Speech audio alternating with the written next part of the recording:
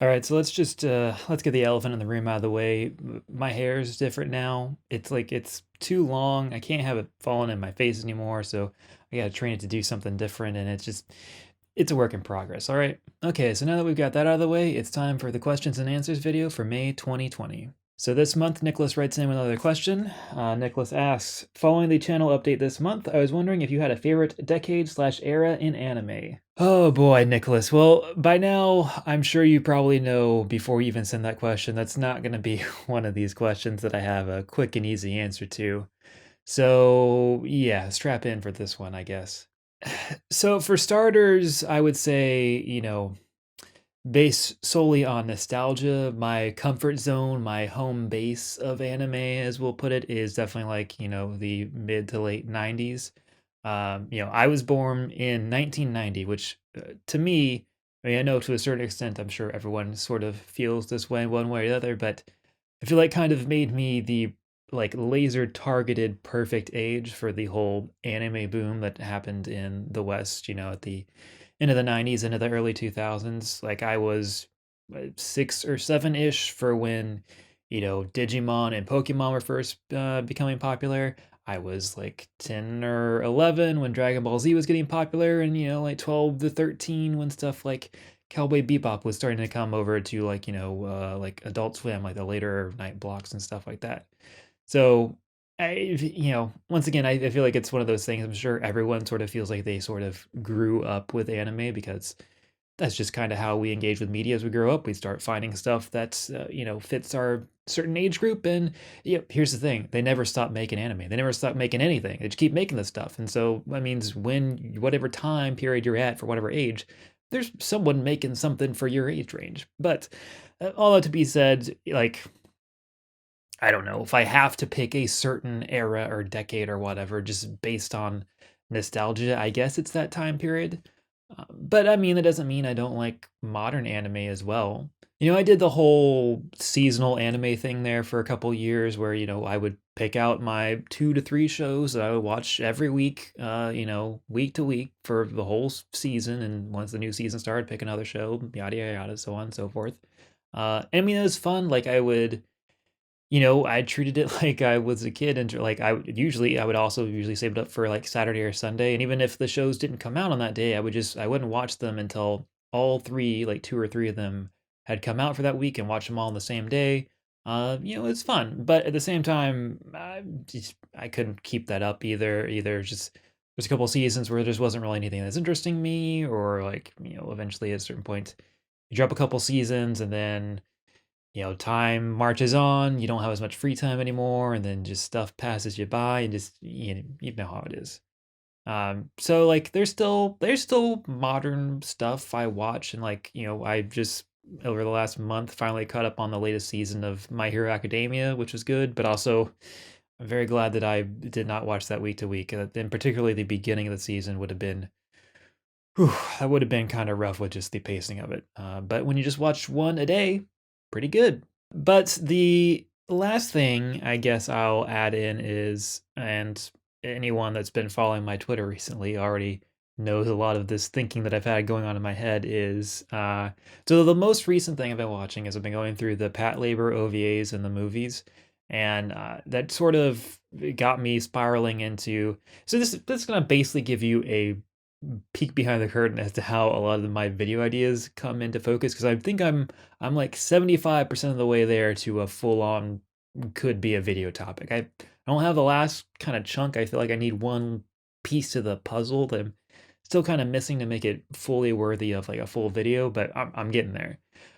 So I'm watching the Patlabor OVAs and movies, and I started wanting to see like, okay, when did this come out? Because clearly, like, it's a mech show from, I know roughly the time period when it came out, but I don't know, like, did this come out before Akira, after Akira? What is this in relation to the Gundam that was currently out or was coming out? That sort of stuff. Like, what was this influenced by slash what did it influence possibly?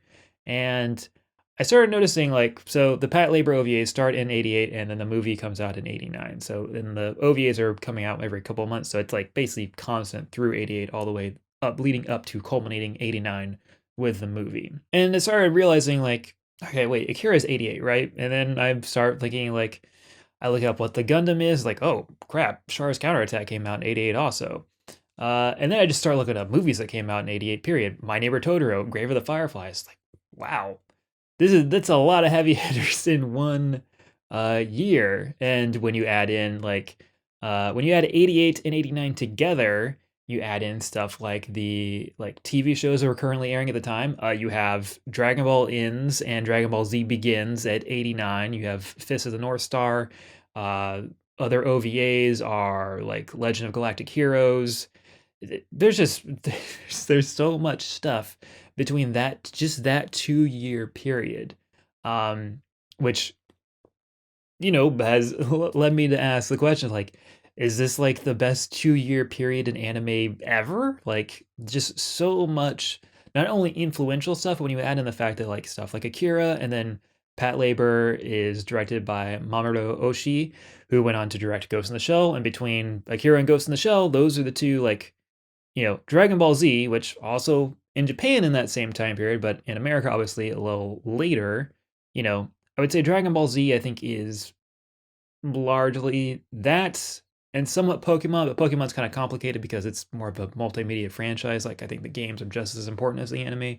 But as far as just anime specific, Dragon Ball Z, I think, is, you know, responsible for the eventual boom. Like, it was the final explosion, but like the match getting lit in the first place is Akira and Ghost in the Shell. So you can make the argument that, like, would there ever have been an anime boom if it wasn't for Akira and Ghost in the Shell to begin with? So, I mean, would I call that my favorite decade slash era in anime ever? I mean, I'm clearly just still learning and too much about it to say it's like already my definitive favorite, but it's like, it's a big era and it's an era I really want to explore more of. And I think it's clearly a very important era. And so, yeah, my answer is that my favorite anime decade slash era is the 80s, the 90s, and the 2010s, not the 2000s. I can actually, that's the last, this will actually be the last thing I can say.